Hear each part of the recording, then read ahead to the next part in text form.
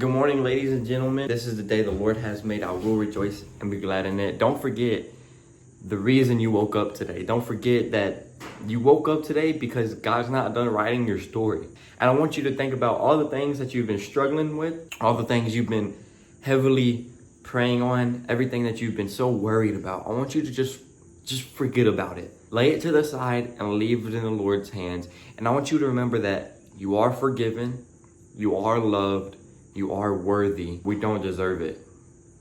And even though we don't deserve it, the grace and love of God is so powerful that even though we don't deserve it, He willingly loves us and He willingly does these things for us. In John chapter 9, Jesus is healing this man who was born blind, right? This is the story where Jesus spat in the mud and He rubbed on the man's eyes and He told him to wash them, and then he could see. Now the man was born blind, and in verse 8 of John chapter 9, you have the neighbors and everybody else in the whole town going up to this blind man saying, wait a minute, weren't you that blind man who couldn't see? Weren't you that man who was born blind that could never be healed? Weren't you that man that nobody wanted to deal with because he was always telling somebody, hey, can you do this for me?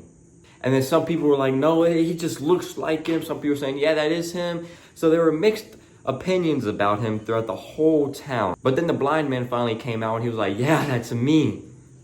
For I was blind, now I see. And you know what that reminds me of? That little passage of the blind man telling those people, yeah, that was me.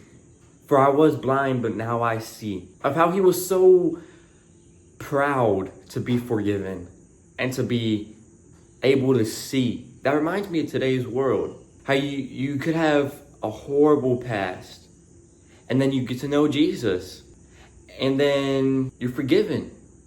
You repentant. You love God. You're chasing His heart. Yeah, you still mess up every now and then, but by the grace of God that we are still found forgiven. And then you got all these people coming around us. Wait a minute, didn't you used to hang out with X, Y, and Z and say A, B, and C? Like, yeah, although those things were true, you are forgiven and you are loved. And you don't have to let that past determine how you act tomorrow. I want you to think about it this way.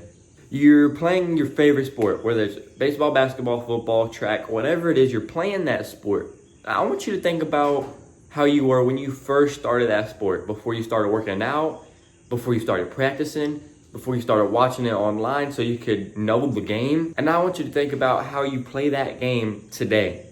I want you to think about how much you have grown, how much film you watched, how many practices you showed up to and busted your butt. There's a big difference.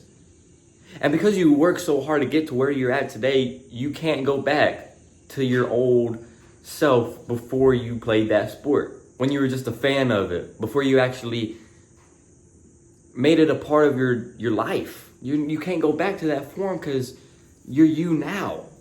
And that's the same way with walking with Jesus Christ. You see, before we actually accept Him into our life, we might be a fan of Him. We might call ourselves Christians, but we're not actually following Jesus. We're just a fan from the sidelines. And then we give our lives to Him.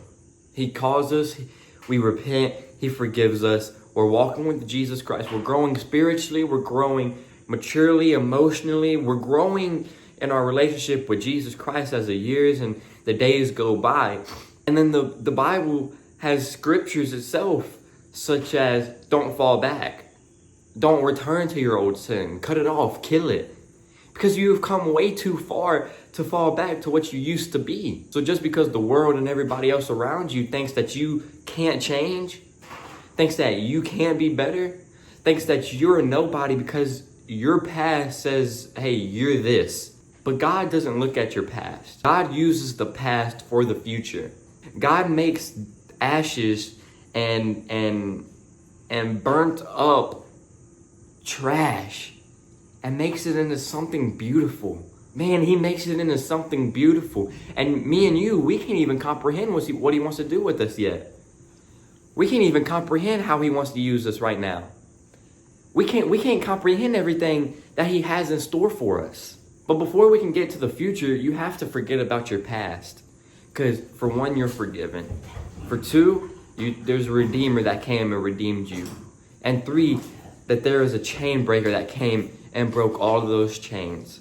So I want to encourage you to not let your past determine who you are, but live in the present. Live with Jesus Christ right now.